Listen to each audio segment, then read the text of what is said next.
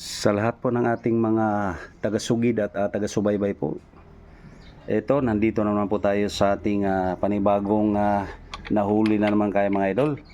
Ito po ay Victoria Battle mga idol. Kung tawagin ito mga idol na mga lula natin mga idol. Ito yung langis na pinanglalagay po sa kanilang kulubot na balat. Kaya mga idol, kapag nakapaglangis daw po sila at napakaganda na araw po ng pakiramdam nila, parang bumabalik nga araw po sila sa pagdalaga mga idol. Ito yung mga kasikatan noong unang araw mga idol sa panahon ng mga 1950s, 1960s kaya mga idol. Meron yan mga idol at meron pa rin pong nakapagtabi nito mga idol.